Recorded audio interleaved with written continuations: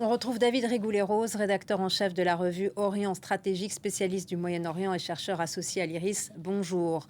L'ONU Bonjour. a appelé toutes les parties à la plus grande retenue. Va-t-on vers un élargissement du conflit ?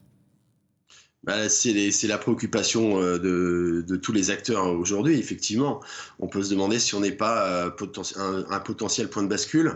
Ça fait plusieurs mois qu'il y a des tensions extrêmement fortes entre le Hezbollah et Israël, et qui ont justifié de la part d'Israël une préparation militaire de haute intensité sur la région nord, avec des avertissements répétés, hein, d'ailleurs, des chefs militaires et politiques israéliens, en disant qu'on approchait du moment de vérité. C'est-à-dire que cette situation est jugée intenable. Et c'est bien ça que tout le monde a à l'esprit, hein, les déclarations diverses et variées. D'ailleurs, on peut noter que même le gouvernement libanais, qui est, en général est très discret, a fait une rare déclaration où il condamnait les attaques sur les civils. Et donc là, on peut se demander s'il n'y a pas eu si on n'est pas dans le scénario d'un mauvais calcul susceptible de déboucher sur un embrasement. Le Hezbollah libanais nie toute responsabilité dans l'attaque qui a fait 12 morts sur le plateau du Golan. Qui peut être à l'origine de cette attaque ? Des factions indépendantes ? Oui, mais sur le fond, ça change pas grand-chose, puisque de toute façon, il y a une solidarité des organisations, justement, dans la dite Mukawama, c'est-à-dire la dite résistance à Israël. En l'occurrence, le porte-parole de Tsahal a identifié effectivement une roquette sol-sol, qui est la Falak 1, et ils ont même apparemment identifié celui qui est le donneur d'ordre, qui serait le responsable de la zone de tir des fermes de Sheba, à proximité justement du site visé, qui serait Ali Mohamed Yahya, un membre du Hezbollah. Donc, mais sur le fond, de toute façon, que ça soit un membre du Hezbollah en tant que tel ou un proche dans une autre organisation, la question pour Israël aujourd'hui devient effectivement un impératif sécuritaire majeur. Et quelle est la place stratégique du plateau du Golan ? Alors, le plateau du Golan, effectivement, fait partie des territoires occupés, dont les 2 tiers du Golan ont été annexés en 1981. C'est une zone stratégique, d'abord parce qu'elle est en hauteur. Elle permet de dominer, effectivement, les plaines alentours.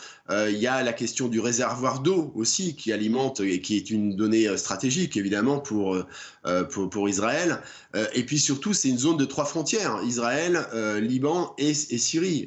Donc, éminemment sensible, avec un sujet de contestation récurrent qui s'appelle les fermes de Sheba, attribuées alternativement au Liban ou à Syrie du côté justement des parties prenantes. Et il se trouve que c'est une zone effectivement qui est particulièrement exposée.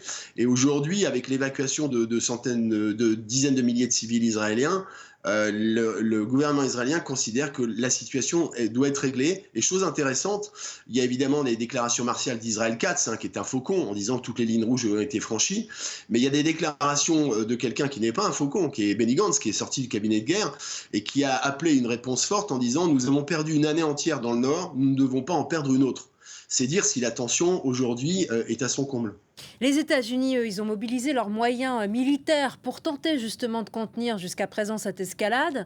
Mais les extrêmes de chaque camp, dont le Premier ministre israélien Netanyahou, ne poursuivent que leurs propres objectifs, leurs propres intérêts. Oui, il y a une logique systémique, effectivement, avec le risque du mauvais calcul que j'évoquais tout à l'heure, qui a peut-être été franchi. Parce que la réponse israélienne qui a été présentée dans votre journal, c'est pas la réponse qui va être donnée à ce qui s'est passé. C'est une pré-réponse. Et donc la vraie question, elle va être quelle ampleur va avoir cette réponse, effectivement, à partir du moment où il y a un consensus en Israël, et c'est pas lié justement à la seule personne du Premier ministre.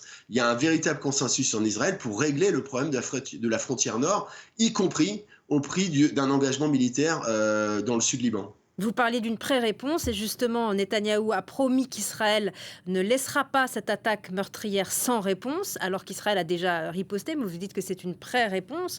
Est-ce que dans l'immédiat, ces affrontements ne servent pas finalement la politique suivie par le Premier ministre israélien Netanyahou, c'est-à-dire la poursuite de la guerre et pas la libération des otages israéliens avec un cessez-le-feu ? Oui, il y a un télescopage effectivement d'intérêts multiples. Il est incontestable que cette situation est instrumentalisée par le Premier ministre, parce que de toute façon, ça lui permet de poursuivre effectivement une logique guerrière. Mais encore une fois, je pense qu'il faut se garder d'un effet d'optique. C'est pas uniquement une stratégie personnelle du Premier ministre, même si elle existe, puisque lui, on sait très bien qu'il risque un certain nombre de déboires si la guerre devait s'achever en termes de poursuites judiciaires.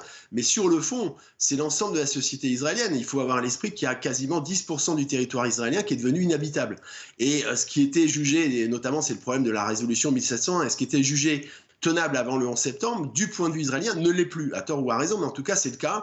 Et les multiples déclarations qui ont eu lieu depuis janvier, d'ailleurs de Yoav Gallant qui disait le renversement du sablier est proche, indiquait qu'il y avait une demande expresse effectivement que la situation soit réglée par la diplomatie, faute de quoi l'option militaire s'imposerait. Et c'est malheureusement ce qui semble se dessiner.